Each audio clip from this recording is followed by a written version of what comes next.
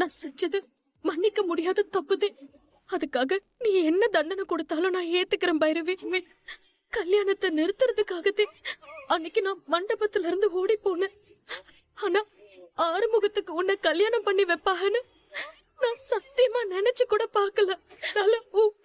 ஆசை கனவு எல்லாம் பாழாயிடுச்சு. நீ சொன்ன நான் செஞ்ச ஒரு முட்டாள்தனத்தால இத்தனை பேரோட வாழ்க்கை வீணாயிடுச்சுன்னு நினைக்கும் போது ஏன் மேலேயே எனக்கு வெறுப்பா இருக்கு.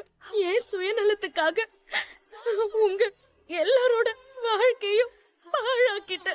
செஞ்சு அழறது கொஞ்சம் நிறுத்துறியா? யாழ்தா நான் இழந்த வாழ்க்கை எனக்கு திரும்ப கிடைச்சிருமா? கிடைக்காது இல்ல. கல்யாணத்துக்கு முன்னாடி எத்தனை வாட்டி நான் உன்கிட்ட கேட்டேன். அப்ப கூட நீ என்கிட்ட ஒரு வார்த்தை சொல்லிருந்தா நானே உனக்கும் ஆறுமுகத்துக்கும் நடக்கிற இந்த கல்யாணத்தை நிறுத்திருப்பேன்ல. கல்யாணத்தன்னைக்கு எதுவுமே சொல்லாம மண்டபத்தை விட்டு ஓடி போனா அப்பா அம்மா என்ன நினைப்பாங்க? ஊர்ல இருக்கிறவங்க எல்லாம் ஆறுமுகம் கல்யாணம் நின்னதுக்கு நீதான் பொறுப்பு ஏத்துக்கணும்னு சொன்னதுனால அப்பா என்ன ஆறுமுகத்துக்கு கல்யாணம் பண்ணி வச்சாரு. அப்பா அம்மா சொன்ன ஒரு வார்த்தைக்காக விருப்பமே இல்லாம அந்த ஆறுமுகத்தை கல்யாணம் பண்ணிக்கிட்டு இன்னைக்கு வரைக்கும் அந்த ஆறுமுகத்தை கூட வாழ்ந்துகிட்டு இருக்கேன். எப்ப அவன் கிட்ட இருந்து நான் நிரந்தரமா விலகி போவேன் அந்த ஆண்டவன் கிட்ட நான் வேண்டிக்கிட்டு இருக்கேன்.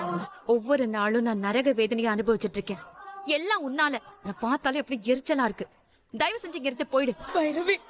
இங்க பாரு, இனிமே நீ யாரோ நான் யாரோ தங்கச்சின்லாம் உறவு கொண்டாடிக்கிட்டு எல்லாம் இனிமே இங்க வராது.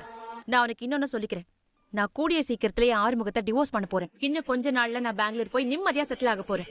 பைரவி என்ன சொல்ற? ஆறுமுகம் மச்சான விவாகரத்து பண்ண போறியா? பின்ன அவனோட சேர்ந்து வாழ சொல்றியா? எனக்கும் அவனுக்கும் ஏணி வச்சா கூட எட்டாது. அப்படிப்பட்டவன் கூட காலம் முழுக்க வாழ்ந்து என் டைமை நான் வேஸ்ட் பண்ண விரும்பல. நான் டிவோர்ஸ் பண்ணிட்டு போனாதான் ஆறுமுகம் வாழ்க்கையும் நல்லா இருக்கும்.